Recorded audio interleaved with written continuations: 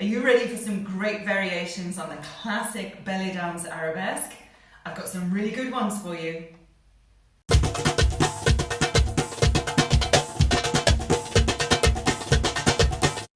Hi, I'm Charlotte Desorgher and I've been a belly dancer for 40 years. I've actually been a dancer for almost 60 years, believe it or not.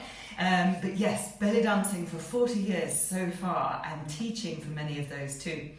And in my time, I have learned so many variations on the beautiful move that we call an arabesque in belly dance. And I'm going to teach you some of those variations. In my previous video, I broke down the technique for classic belly dance arabesque. So if you haven't already seen that, take a look at some point.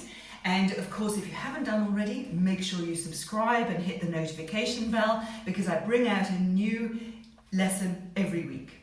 And next week, I'm going to be bringing out some belly dance arabesque combinations. But today, it's all about the variations. So let's go. The first thing we're going to do is we're going to do an arabesque with a veil. So we're going to do our classic technique that we learned in the previous lesson, which is basically just a step, arabesque, step, step, step, arabesque, or a step, step, step, arabesque, step, step, step, arabesque. Now, the arabesque, you can use it, a lot of people use it when they're entering the stage. If they're entering a big stage, as belly dancers, we will very, very often come in with a veil, obviously, as you know. And an arabesque looks lovely with a veil. So if we do our classic step, step, step, arabesque, step, step, step, arabesque, step, step, step, arabesque. My arms, I have my veil behind me. I want to keep this veil behind me so that it flies. Yeah? So you want to keep those shoulders back. Yeah? Don't bring the arms too far forward. Yeah? Make sure that they're always pulled out. Try and stretch these pectoral muscles here so that your shoulders can come back and then the veil can fly behind you. My arms are going to come, my front arm, so as I do my sort of weaving down, remember we go diagonal to diagonal, this arm comes across and then it opens up. The other arm comes across and it opens up. So I'm going cross here, and then I open, cross, and I open. You always want to have the back arm up, yeah, obviously. You don't want to be having this arm up. It's the back arm. So what do I mean by the back arm? It's the same arm up as the standing leg. So the arm that is down is the one where the leg is lifting. I think that's probably always the way. Yeah? Yeah, it is. Yeah? So you have a beautiful line then. Yeah? Up and up. Yes? Don't bring this arm too far across. You will bring it across a little bit. So basically what's happening is you're kind of covering your body and then you're opening it up. So it's, now you see her, now you don't. Now you see her, now you don't. Yeah, and I'm not bringing my arm too far down here, although you can do, but I'm not bringing my arm down. I'm bringing it across and here, and then up and across here. The main thing though I would encourage you to do is just to try and keep these arms nice and well back, yeah? And it's good to make sure that you stretch out the shoulders, stretch the back, because we spend so long scrunched over our phones and our tablets and our computers these days that we're getting very, very tight in here. We really need to stretch out so that we can get used to pulling these shoulders back. So that is your beautiful belly dance arabesque with a veil. Yeah? 1, 2, 3, arabesque. 1, 2, 3, arabesque. 1, 2, 3, arabesque. 1, 2, 3, arabesque. So that arabesque that I teach is what I think of as being a real classic Oriental style arabesque. It's very grand, it's very balletic, it's all very stretched out.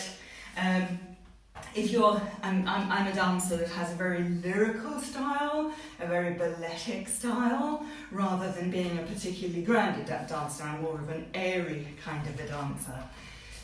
However, the modern Cairo style is much more muscular, you might say. So, modern Cairo, or a modern Egyptian style, you might call it, has a different way of doing the arabesque. Yeah. What we're going to do in this one is a little bit more grounded. It's not as lifted as I did in my original teaching video, or as I've just done now. We're going to be doing, and the other thing is that the leg comes round a little bit more. You know, in the last video I was saying the importance of keeping the leg behind. In the modern Cairo style, the leg will come out to the side a little bit more. And what we're going to do is we're going to make a little contraction here in the psoas and the oblique muscle. I'm going to contract, and that will just bring this foot in a little bit. And at the same time, you should be able to see in the mirror there that knee just very slightly bends. Yeah? So I'm going up, 1, 2, 3, and 1. And the other thing that I'm doing is my arms aren't stretching as much, they're much more in. Yeah? So I'm also contracting a little bit here in the in the pectoral muscle, well, not so much the pectoral muscles, actually more the sort of upper abs, just probably this like, yes, the intercostal muscles coming in here, yeah? So, and in, 1, 2, 3, in, yeah? So the whole thing is much more contracted, much more internalized, and you have a real sense of contraction in here. But that contraction isn't like this, it's just on this one side, yeah? And that will also lift up that hip a little bit more, yeah? So, 1, 2, 3, and 1, 2, 3, and. Yeah? So I would associate this style with people like Randa Kamal, for example. And all the sort of modern Egyptian style, you know, what's known as the modern Egyptian style, which I always think of as really starting off with Ratya Hassan, who was a great choreographer and teacher. Who was very influential on Dina, so also Dina kind of style, that would be more of style. So we're going to go 1, 2, 3, 4, 1, 2, 3, 4. You can see this contraction going on here, 1, 2, 3, 4, or 1, 2, 3, contract, 1, 2, 3, contract, yeah? I have your hand here, or wherever, but it's going to be internalized rather than stretched out. So that's your first variation, that's your modern Cairo or modern Egyptian style arabesque. The other one that I like to do is a sort of what I think of an arabesque, it's a sideways move.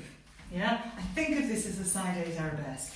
I'm taking a step across, I'm going to open my arms out, I'm going to lift it, I'm going to use my oblique muscles to lift this hip up. My foot's going to come up and I'm going to go across. And I'm going to go step, arabesque, cross, cross, step, arabesque, cross. So I'll do that down into the mirror for you. So going across, my hands come together, the right arm is going to come up, and I'm going to slightly lean away from my hip, which is going to be lifting up here. Woo! Lift, and then this arm, the left arm, is coming out to frame.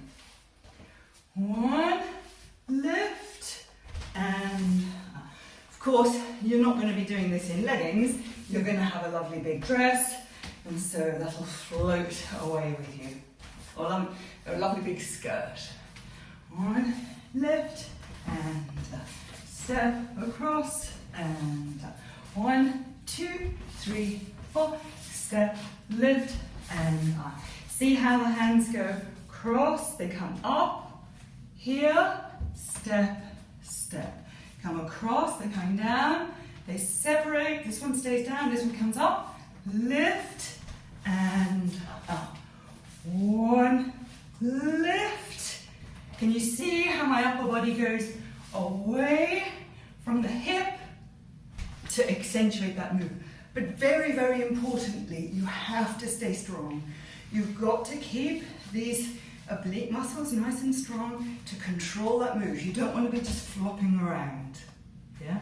It's why in my school, in my Undeniables online belly dance school, in my advanced classes, I put a lot of emphasis on really strengthening and conditioning the body so that we can do great, beautiful advanced moves with beauty and fabulous technique, and the body will actually be able to support us.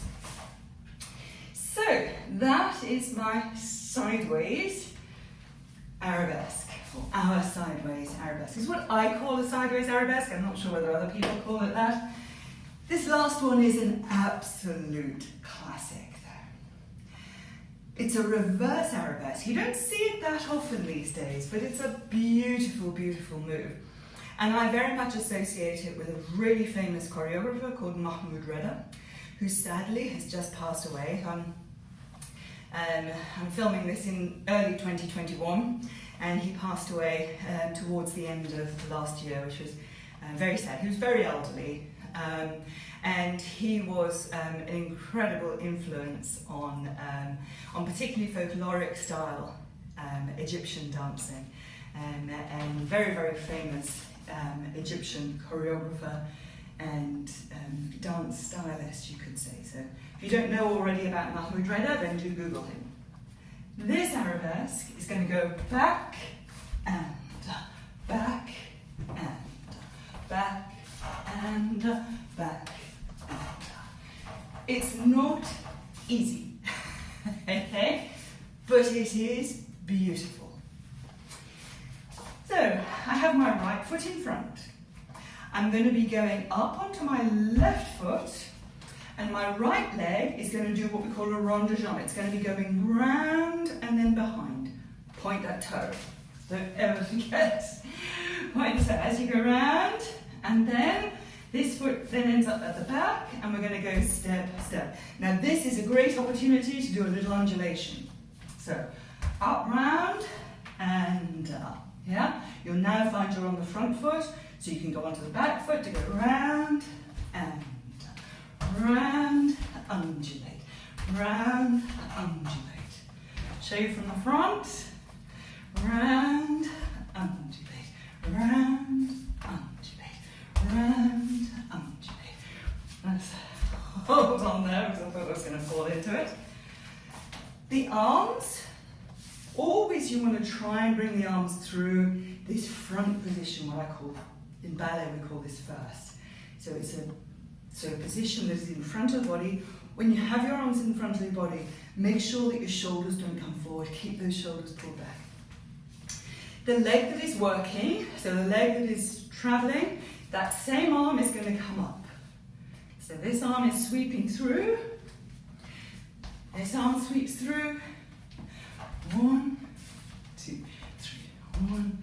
It's coming forward, not in here, not down there, here, up and open. So it beautifully frames that move, or it sort of mirrors that move in a beautiful way. Up and up. 1 and 1, 2, 3, 4. 1, 2, 3, 4. One more time. So 1, 2, 3, 4. 1, 2, 3, 4. 1, 2, 3, 4. 1, 2, 3, 4. Same principles as I used in the previous video, which I'll put a little link to the previous video here now. Same principles apply as I taught in that video, which is the importance of using your core to lift you up. Now, of course, you have to pull that in, and then you have to release and relax it to do your undulation. But still, when you're going up on one foot, you do need to use that core nice and strong here, and pulling up through the thigh as well to give you strength. And you can also do the thing that I talked about in that previous video of pushing down through the floor, through the ball of the foot. That also gives you strength. 1, 2, 3, 4. So, I hope you enjoy experimenting with those, and we'll use some of them in the next video, the next 2 videos, where I'm going to be teaching some different combinations using arabesques and some other moves. See you next time, and of course if you haven't already, make sure you hit the subscribe button and the notification bell, because I do bring out a video every week, except sometimes when things go wrong and I miss a week, which I did over Christmas, but I'm well and truly back again. And of course the other thing is, if you have any questions at all, pop them in the comments below and I will respond to them.